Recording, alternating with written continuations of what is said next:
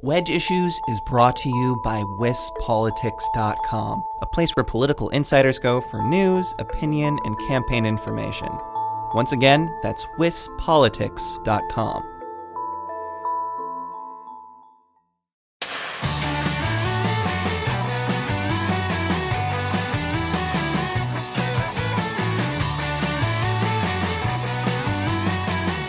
For political nerds in Wisconsin, Charles Franklin needs no introduction.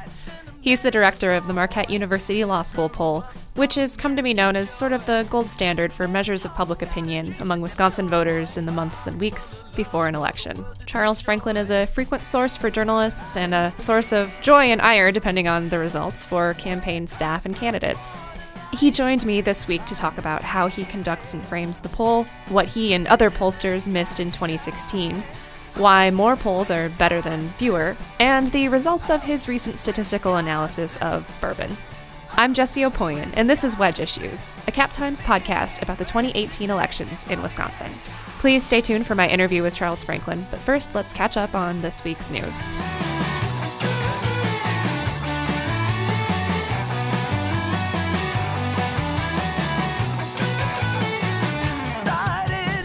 All right, back with me this week is Jason Joyce, our news editor at the Cap Times, and he's going to talk to me about the news of the week, which I've boiled down to porn and protests. Yeah, the two P's. And polling, actually. And polling. 3 P's. Wow, this is alliterative. That's good. Yeah, it's always meant to good. Be. Right. So speaking of what were we going to start with? Let's start porn. With the ads. Porn? Oh, yeah, porn. Yeah. So porn once again reawakens this issue of a Middleton Cross Plains school teacher who viewed porn at work and did not lose his job because of it. Correct. That is part of the governor's race now. That is a huge part of the governor's race. Yeah. That has been the crux of the argument against Tony Evers from both the Scott Walker campaign and the Republican Party of Wisconsin in their ads.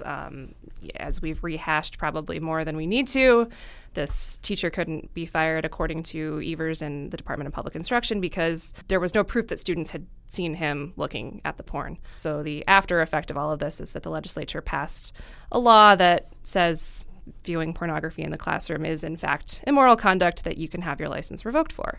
Yeah. But the Republicans on this are arguing that Evers should have fought harder against it, that he should have pushed to take it to court. There was a interesting ad put out this week by the Walker campaign that gets into pretty graphic detail. Yeah.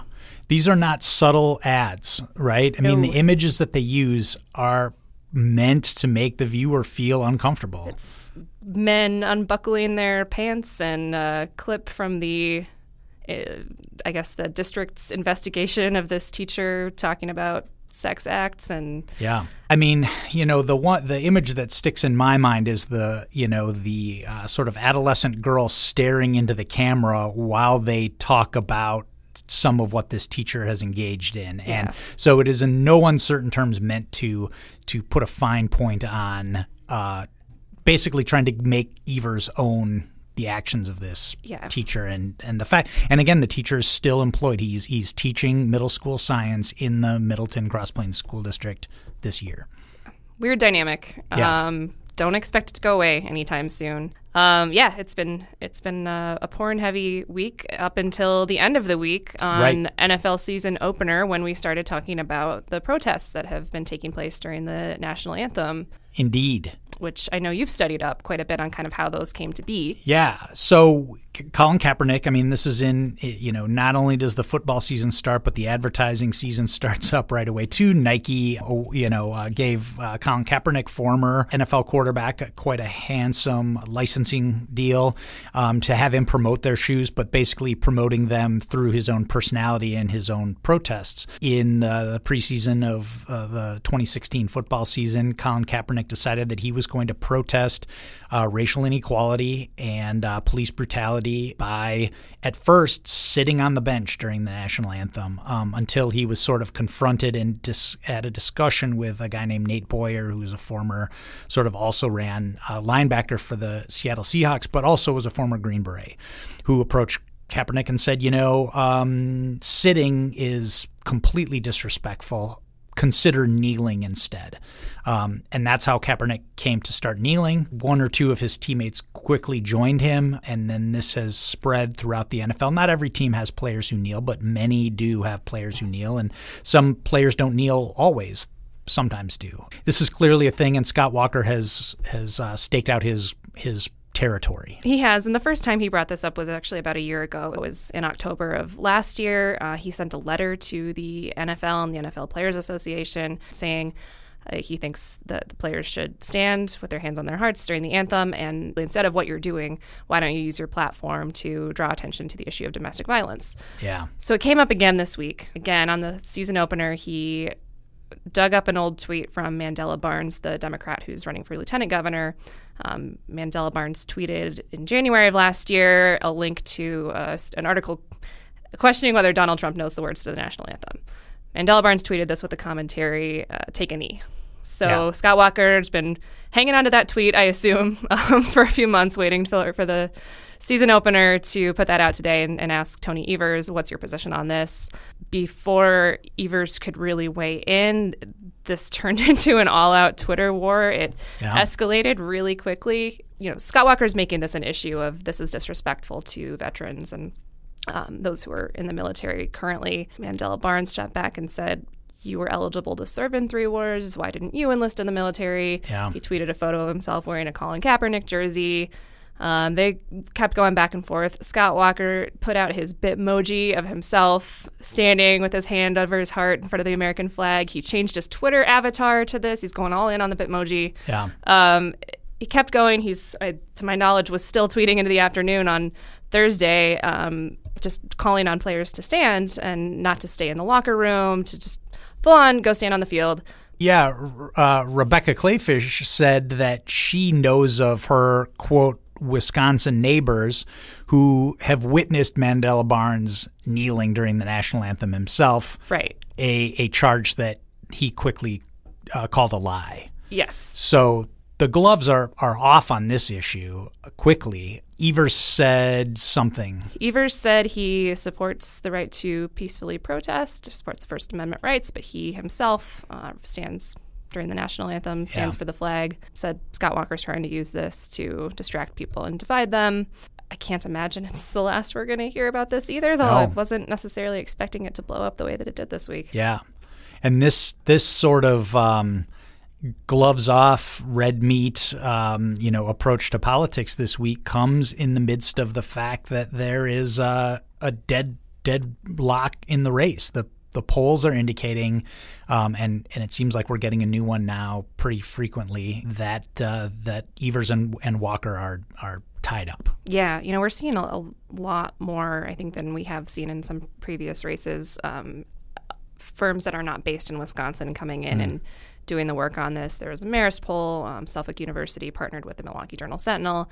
Of course, we have the Marquette poll. That's the subject of this week's episode. So we're going to be talking to Charles Franklin in a few minutes about how he does his poll. And that's really the one consistent thing that we have. And we use that as a measure, but it's really helpful. And Charles and I talked about this, to have these other polls in to kind of show the context of what other people are hearing. So, yeah, this week we've got a new poll from Public Policy Polling, PPP. It's a more left-leaning polling firm. They do a lot of work on commission for campaigns or organizations. So they came in and did a poll this week, paid for by a Democratic supporting group based out of Milwaukee. They found Evers leading Walker by 4 points.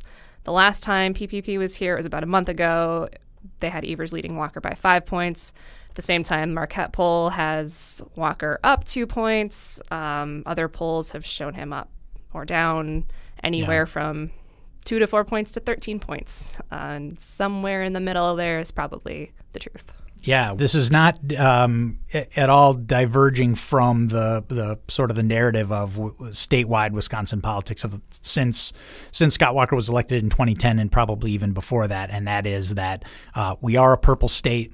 That depending on how energized either the Republican voter group is and the Democratic voter group is, it's going to come down to Election Day, most likely again, which means a lot of commercials, a lot of back and forth, probably a lot of attacks between now and November 6th. That's 2 months away almost exactly. So how much we can all take of this, I guess we'll find out. It's so close and so far away. Yeah. Well, I look forward to hearing from Charles Franklin.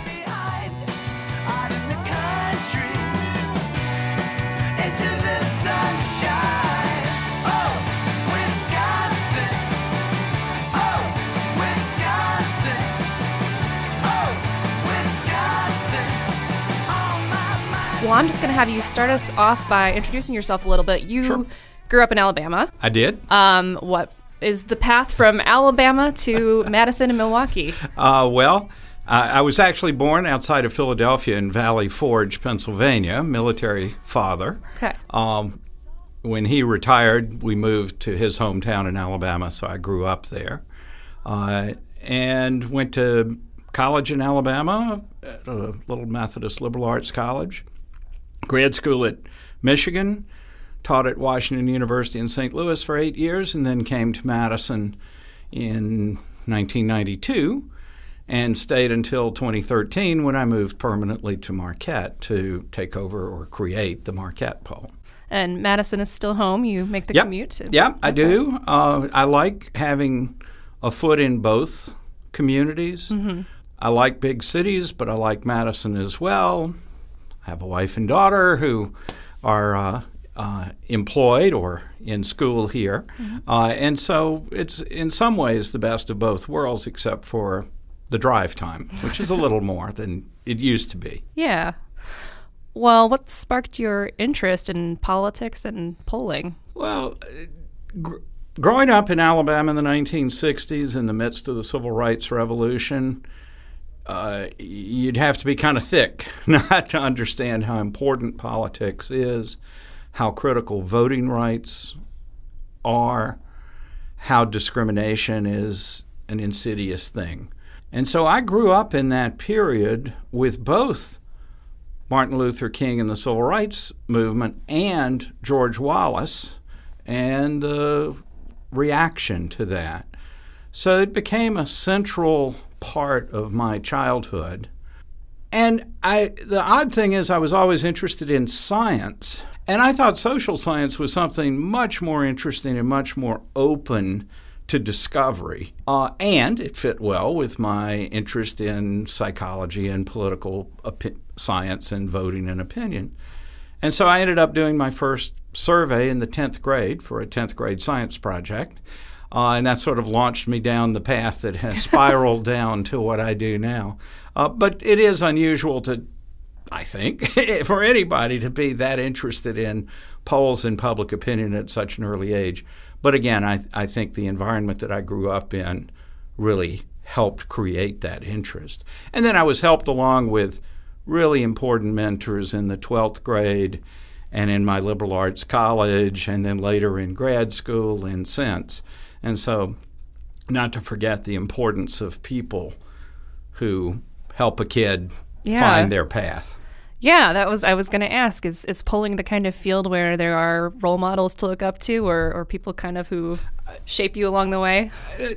Yes and no, in that, I think my mentors were a high school government teacher, political science professor, so that those people that I did look up to tremendously and who helped were very much related to the field I was interested in.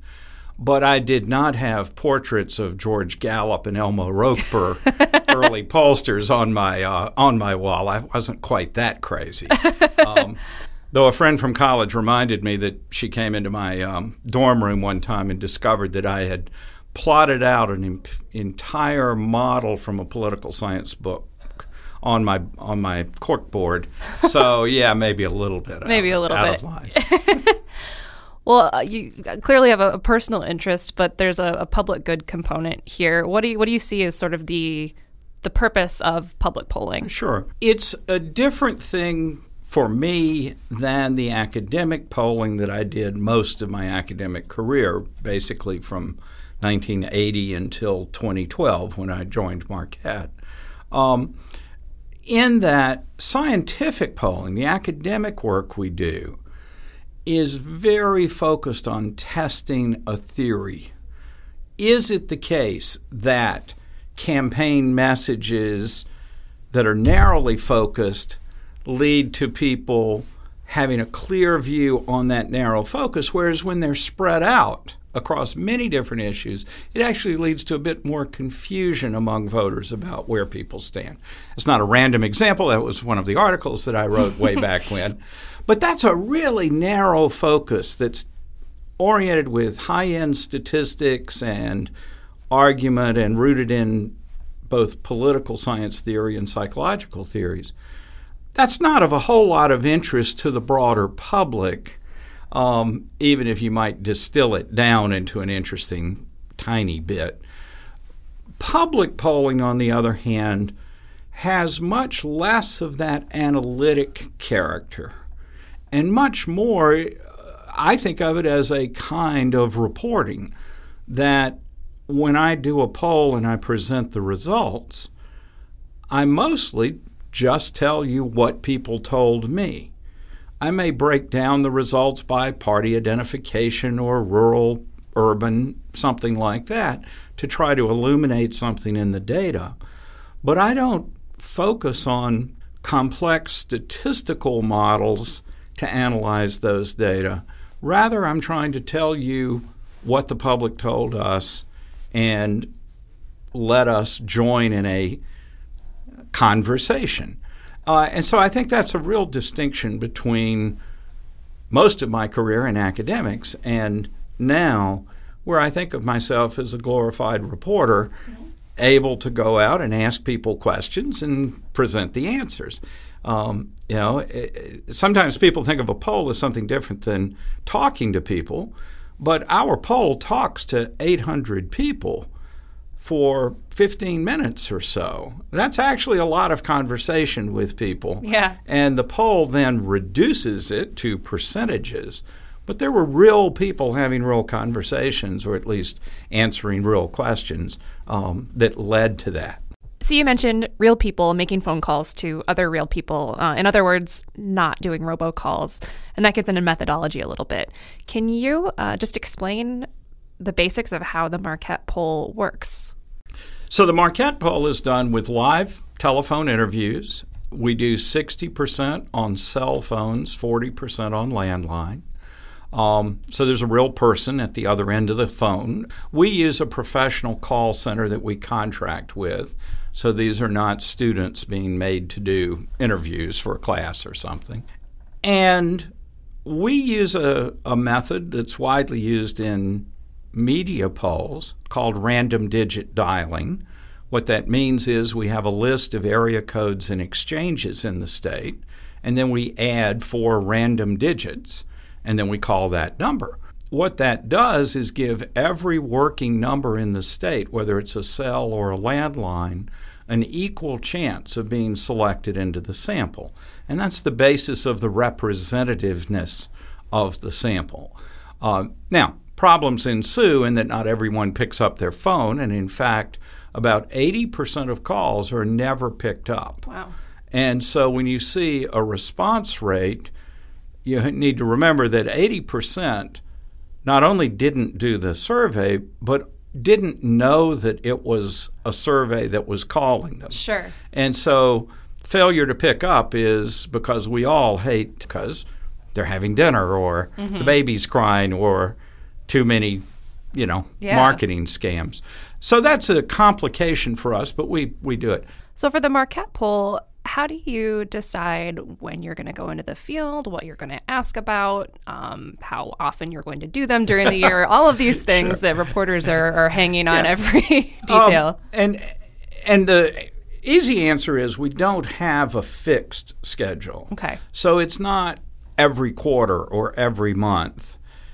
Partly it's driven by political events. So in a non-election year, an odd-numbered year, we know we're going to get the state budget and a poll for anywhere from 2 to 4 weeks after the budget's been released, at a time when it's been talked enough about that voters might know something about what's in it, but where it's still early in the legislative process.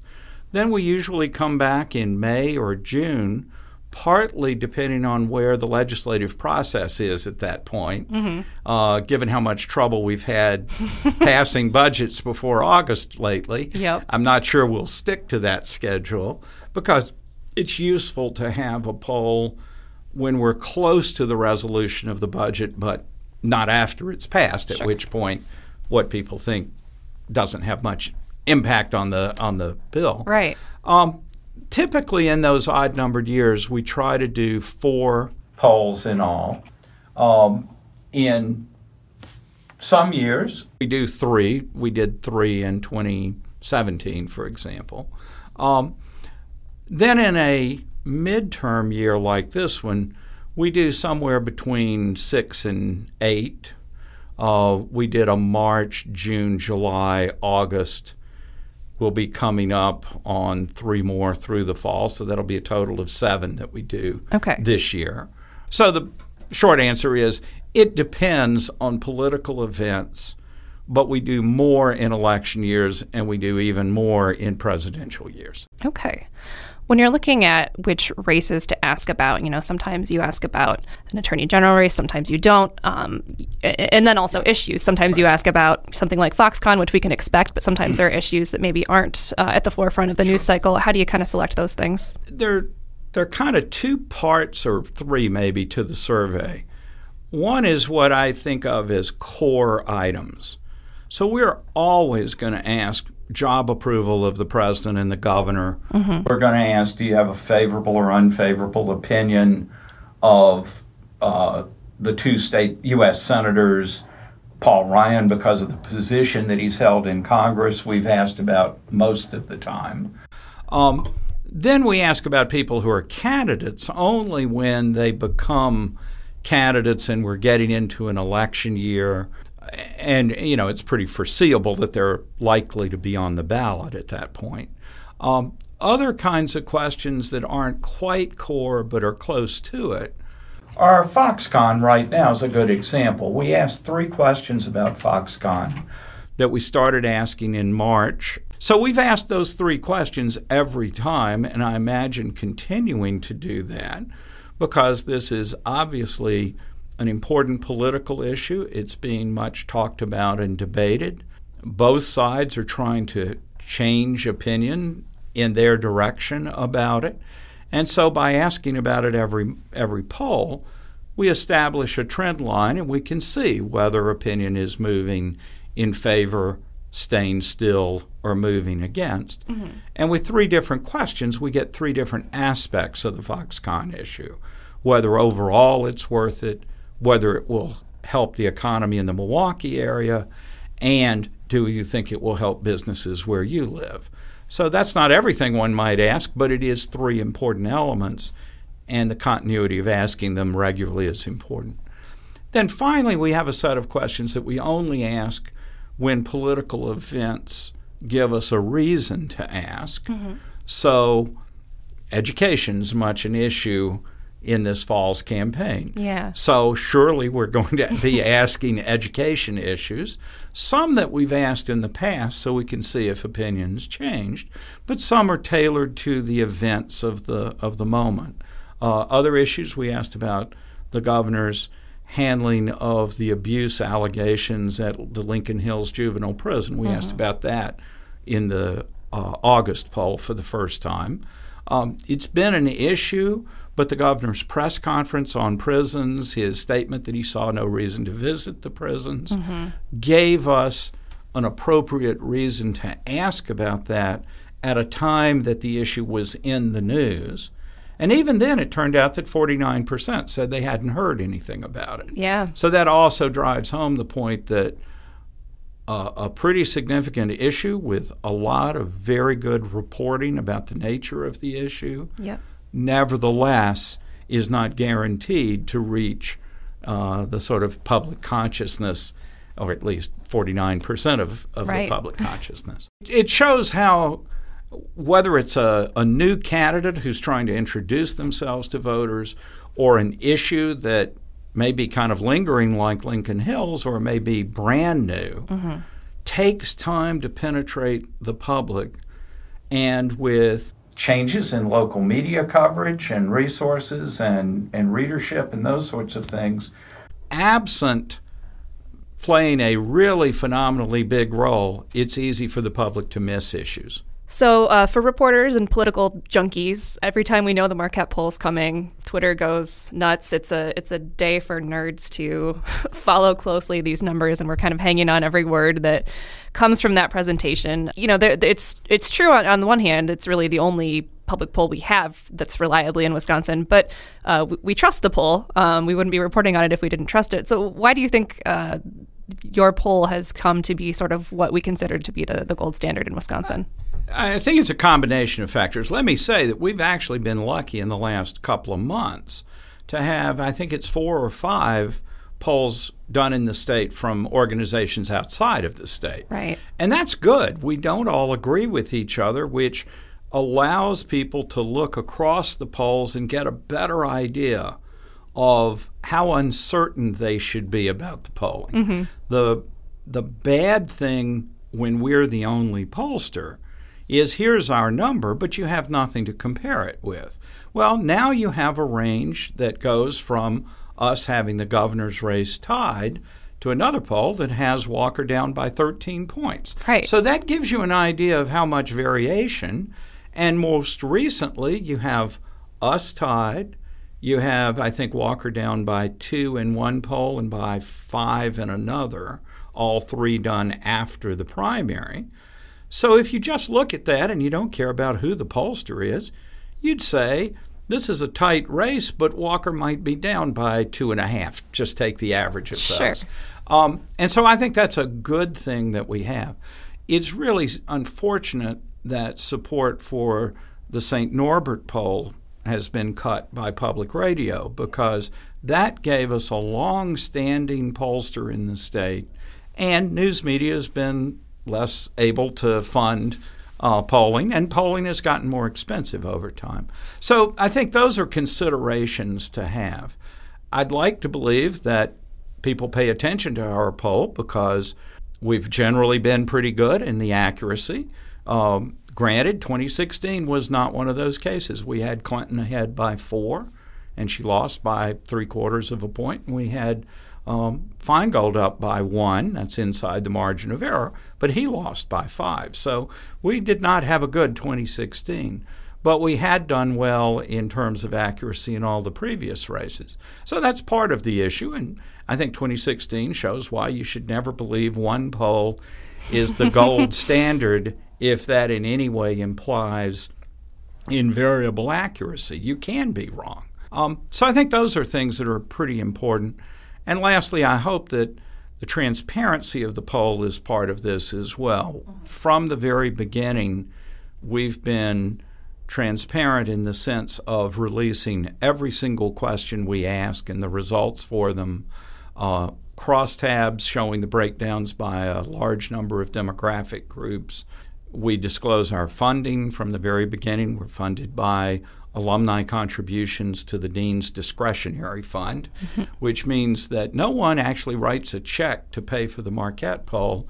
They write a check to the college, the law school, for the dean to spend as the dean sees fit. So all of those things come together, and finally I like to think I answer people's questions when they have questions.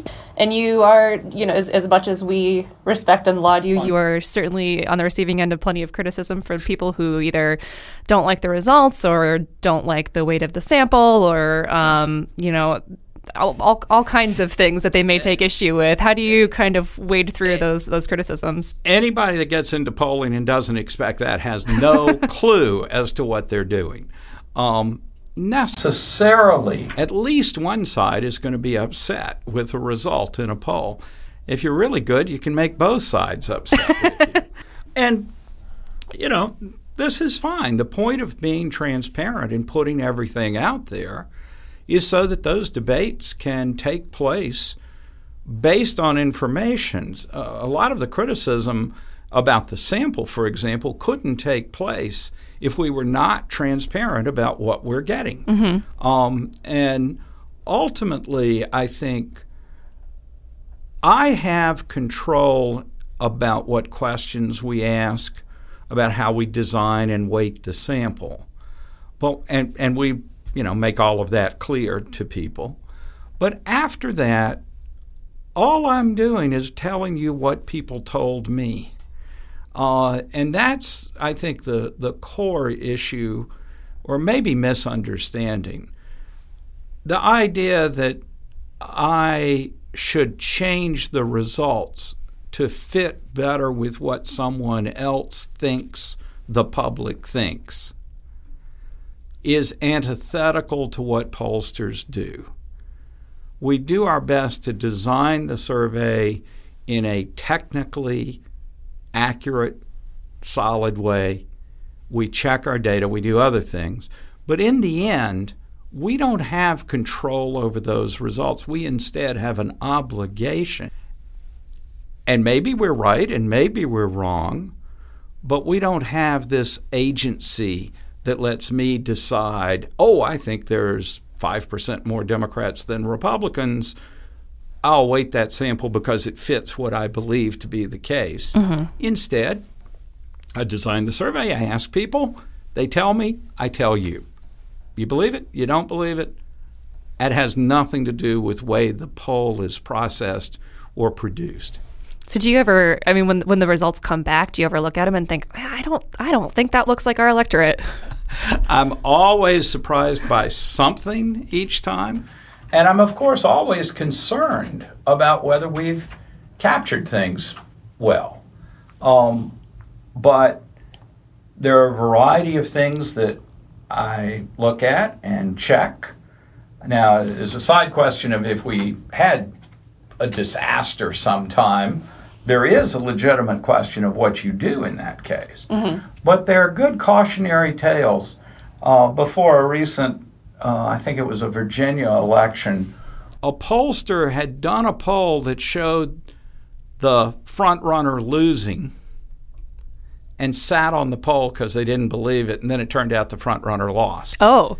And so it's a great example to pollsters, but maybe to the public as well, that our data may be right or wrong, but to sit on the data after you've collected it is fundamentally breaking that idea that I'm going to ask people and I'm going to tell you what they told me. Yeah. And live or die on that.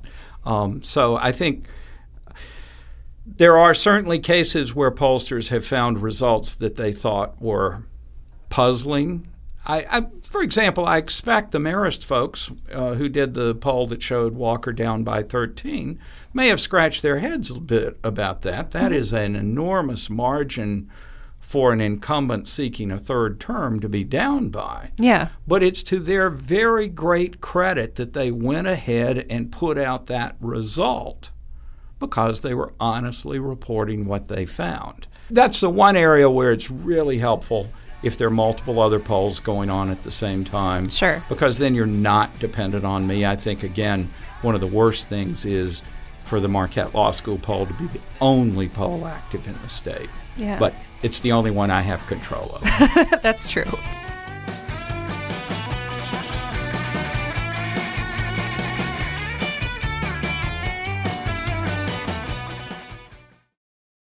Wedge Issues is sponsored by wispolitics.com. You can become a wispolitics.com member. Find out more at wispolitics.com/membership.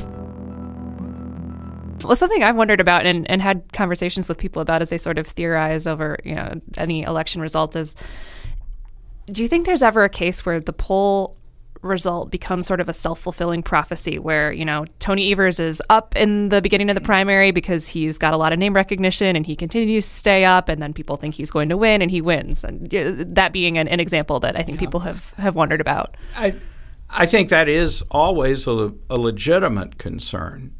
And there are a couple of things about it. There are pieces of research that suggest that's not the case. I've looked at all of the state-level governor, Senate, and presidential races since 1998. And if it were the case that a big margin for somebody swayed the electorate, you would expect the polls to be systematically wrong because that big margin would actually up their overall performance. Sure. Right? That doesn't actually seem to happen. In fact, when we look across all the polling over those many, many races, sure, the polls are too high or too low, but in states where somebody's far ahead, they still win by about that average. So that doesn't look like what you would expect to see if the polls were swaying voters at the end. Yeah. I think there are some issues about polls becoming too major a part of the story in the last days of the election. And I'd actually hold up the Des Moines Register poll as an example of this. Okay. Ann Seltzer, who does the polling for the Register, is one of the most respected pollsters in the business. But the newspaper releases that poll usually in their Sunday edition 2 days before the election. Yeah. That's good for news. And it's good for accuracy because it means you poll a little bit closer to the election. Yeah. But we've always released the Marquette poll on Wednesday before because I think it's important to give the campaigns that much time to push back about whatever our result is. And presumably whoever's behind pushes back strongly. Yeah. But it does have a downside, but it's a deliberate downside. It means our polling ends close to a week before the election. Yeah. And in 2016, it's certainly possible that there was a lot that changed in that last week, at least in the presidential race and arguably in the Senate race as well. So there's certainly a reason for polling later into that week. But in terms of not wanting to be the last word on the race, but rather give time for the candidates, that's what we've chosen to do. And I stand by that, even though there are some downsides to doing it that way. Sure. 2016 has come up a few times in this conversation. I know you've hashed it out over and over again over the last 2 years, but takeaways, things that you think contributed. I mean, it wasn't just your poll. It was a lot of polls that didn't see the results coming. I have a lot of good company, at least. There were about 33 or 4 polls done in Wisconsin between August and Election Day. Not one of them ever had Trump ahead. So that's the good company. But at the same time, almost all of them, including ours, stopped interviewing before the last week of the campaign. There was one that interviewed in the last week, and it found no change from the week before. So that sort of undercuts the idea that the Comey letter in that last week was critical. Yeah. But again, that's one poll. It would have been nice if we'd had 2 or 3 or 4. The best that we can see from looking at the exit polls here in Wisconsin and looking at national polls that called the same respondents back after the election that they had talked to before the election is that people really did shift their vote or finally settle on Trump as the candidate in that last week. There's still a lot of debate about how big the impact of the Comey letter itself was. But if I can say this for Wisconsin, first of all, it does not look like a turnout issue. Across 6 different regions of the state, we were within a percentage point or a 1.5 in the worst case of the actual turnout in all of those regions. So we didn't underestimate the vote in, say, the Northwest, the strong Trump territory. Where we were badly wrong was in the vote for Trump in the suburban Milwaukee counties and to a lesser extent going up to Green Bay. In that southeastern area, Trump did worse than Mitt Romney did. So he underperformed history in the reddest part of the state. But he still did considerably better than where we had him in our final poll. So I think some of that could be late decision. Also, some of it surely is that for Republicans who had real reservations about Trump, and you can see from the Republican primary, voted for Cruz instead here, that those Republicans also had a truly abysmal view of Hillary Clinton. So it meant the option of going with the Democratic candidate was really not an option given how negative Republicans' views of Clinton were. So then you're faced with don't vote, vote for a third party, or vote for your party's nominee, even with reservations. So all of that's post hoc. We do see in the exit poll that of those that say they decided in the last week, 2 out of 3, or in one case 3 out of 4, went to Trump. That's unusual. Normally late deciders break more or less evenly. So I think that's the evidence that says late decisions were a big part.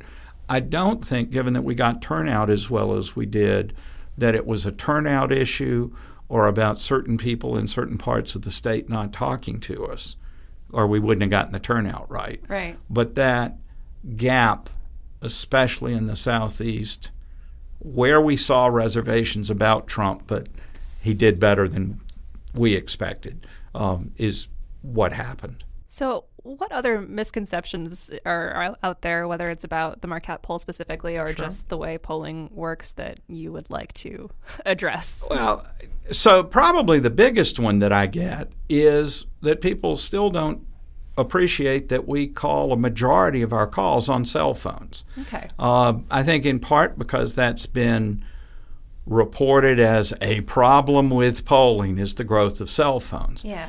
That was only really a problem in the early 2000s, which, if you're old enough to remember, cell phones cost you an arm and a leg for every minute of use. Yeah. And pollsters would often actually offer to reimburse people, send them a check for the time they used on the cell phone. Well, that was a big deal because we really cared that we were getting a call on our expensive cell phones. Yeah. That's not the case and hasn't been for years. And so normally people just take the call. And if it's the landline that rings or the cell phone that rings, it's just the phone ringing. The other side is we're now up to 93% of the public that have a cell phone. It's not their only phone. About 60% only have a cell phone now. But 93% have a cell phone. So it's just part of life. So the cell phone issue is not really an issue for reaching voters.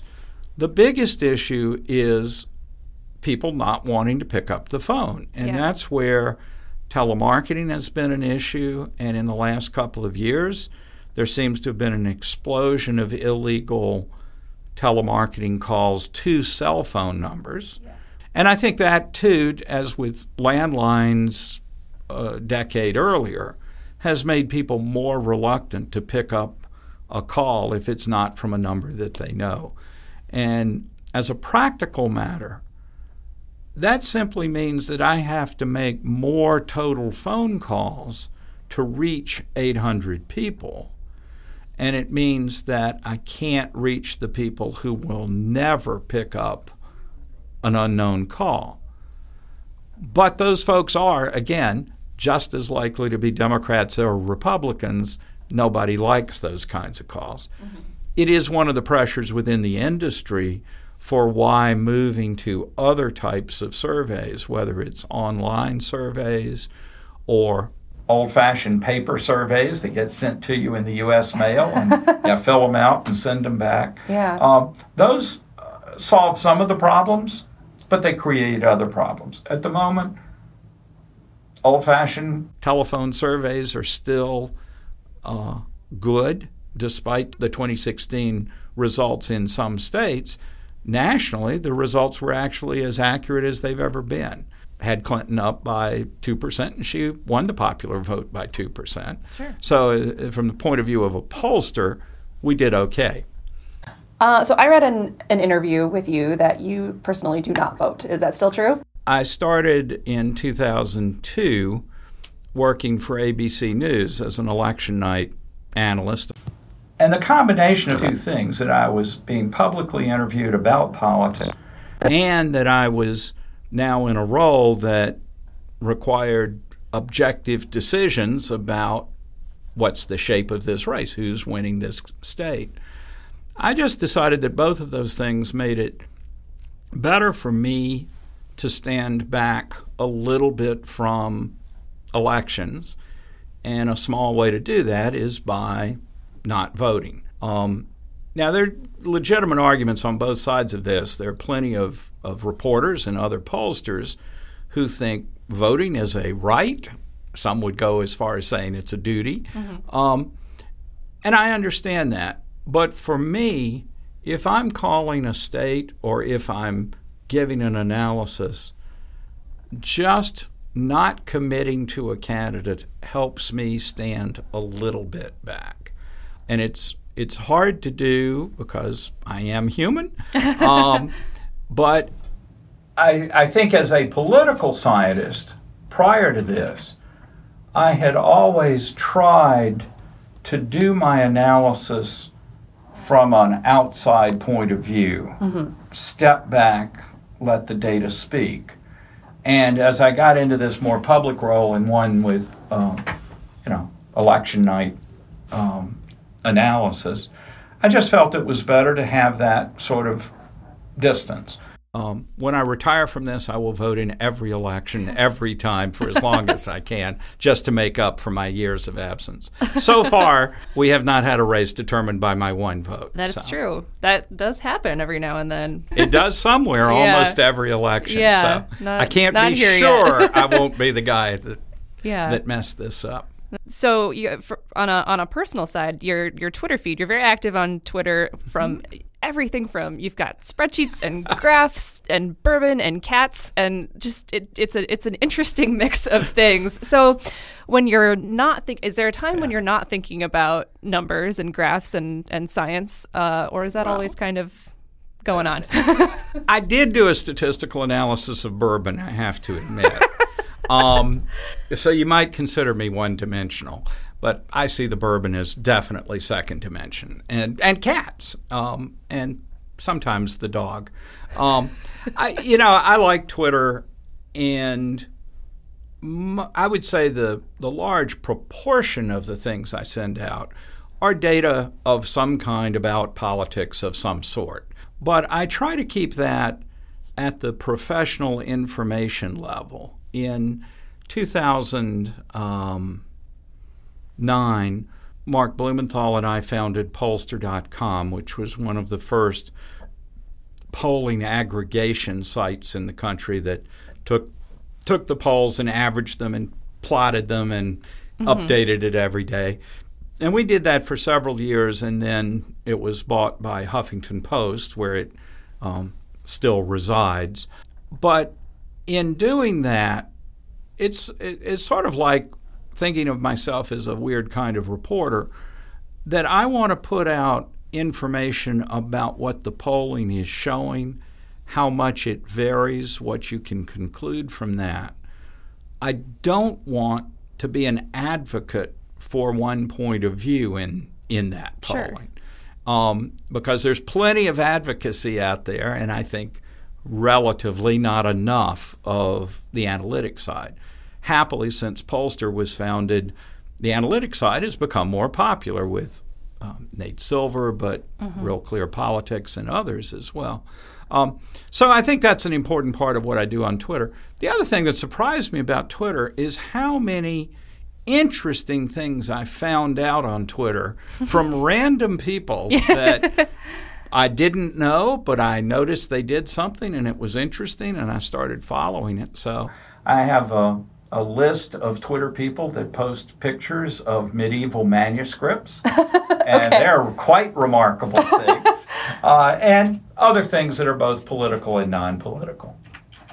Yes, you tweeted recently about your bourbon statistical analysis. Do you have a favorite bourbon? I like Blanton's. They're not compensating me for this endorsement. I have to start selling sponsorships. Exactly. Noah's Mill is another one that I like. This is a little bit odd because I've been mostly a beer drinker through my life. And in the sort of middle years, it was Scotch. And so I had not had a bourbon since college until about 4 or 5 years ago when I rediscovered bourbon. And so I've kept the stock of bourbon, and I've enjoyed tasting it over the last 5 years. But I don't consider myself a well-informed connoisseur at all. I am also a big bourbon fan. Noah's Mill is among my favorites too, so we're on the same page on that. Good.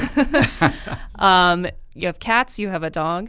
Tell us a little bit about you. One cat, one dog. One cat, one dog. Okay. The cat is just a mixed breed, beautiful, wonderful cat named Sarah, who purrs a lot. So she's nice that way. The dog is a Shiba Inu, which is a smaller Japanese breed. Looks sort of reddish, a little bit like a fox. And she's a little more grumpy. Yeah. But she can go from happy to that's mine and don't you take it. And she's particularly good in jumping in my favorite chair when I get up. And then we have to negotiate whether I get to get back on that chair. And so we've had dogs for a long time. We're now down to just this one. But mostly we've had Shelties over time. But sadly, they have gone away now. Those dogs do have attitude. They have attitude. They're absolute clickbait on Twitter. Oh, yeah. You can't post a picture of the dog and not get retweets and likes. Yeah. If only they knew the ugly truth beneath the pretty exterior. You could say that about a lot of the internet. That's true. It's more appropriate than I thought. Well, I'm going to put you on the spot and ask you to share something else that you think people would be surprised to learn about you, or something that people just don't see a lot of. Gee, I doubt that anybody would truly be interested in it, but there was a moment in college when I almost became a theater major. Really? So that's probably a little bit out there. But I had a theater major for a roommate and a theater major for a girlfriend, and I mostly did technical production, but I did act in a couple of small one-acts, things like that. Minor roles, very minor roles. Okay. But the rumor around the college was that I was changing my major, and it was never more than a rumor, but it got serious enough because I was spending so many more hours in the theater than I was in the library. Probably my grades reflected that semester. Have you ever thought about getting back into the theater life? Again, who knows once this travail is over. But the thing about theater to me is whether it's the high school production or something at Overture, I almost never go to a play and not enjoy myself. Mm-hmm. There's something about even a poor play that still sucks me in, and I just enjoy it. So on my to-do list for after the election is to clip out the listing of all the plays in town from high to low and try to make it a point of going to them much more often than I have been. Well, I have taken up plenty of your time. Is there anything I haven't asked you about that you would want to talk about, or any sort of closing words you want to leave people with? I think that we've covered a lot of area. I guess I would come back to this idea that my poll and almost every other poll, certainly the ones from major polling sources, are our best efforts to convey to you what the state of public opinion is in our poll. Compare two polls taken at the same time, they will differ. Sometimes they'll differ only a little, sometimes they'll differ a lot. Look at what is common to those and say, okay, that's pretty good agreement. Remember that they could all be wrong. And in the end, you should surely be out voting and supporting the causes that you believe in, not supporting the cause that my poll said is winning. That's crazy talk. Yeah. Don't do that. Okay? Use it to take away from something. Actually, I would say this. In every poll we release, not by design, but just because it's there, there's almost always good news and bad news for both sides. And so you should look at the bad news for your side and figure out what to do to fix that problem. And you could look at the bad news for the other side and figure out how to maximize that advantage and make them pay for it. So polls are a resource for campaigns, but only if you don't argue with them, you take what's good out of them and you use them for your advantage. And again, to find out what maybe you're with people about. So I think those are the things. And, I posted something the other day about partisanship is a hell of a drug, showing how opinions about the economy instantaneously reversed after Trump was elected. Before he'd even taken office, Republicans suddenly thought the economy was going great. Democrats suddenly thought it was much worse than when, before the election. And inevitably on the Twitter stream, people respond to that in ways that prove my point. Yep. And I don't think that is functional for us as political actors if all we do is distort the world to favor what we think it is or should be. And I think polling can help us get a little rooted in the way the world is, even if it's a fallible instrument. And since my heart still likes to be, I'm coming home. Come home with me. Oh, Wisconsin. Oh, Wisconsin. Oh, Wisconsin. Thank you for listening to Wedge Issues. Our theme music is Oh Wisconsin by Loxley. We've got new episodes coming out every week on Friday, so make sure you're subscribed and tell all your friends to subscribe too. If you have feedback or suggestions, you can tweet at me at Jessie Opie or email me at jopoien@madison.com, or you can also leave us a rating or review on iTunes or any podcasting platform where you find us. Thanks again for listening, and we'll see you next week.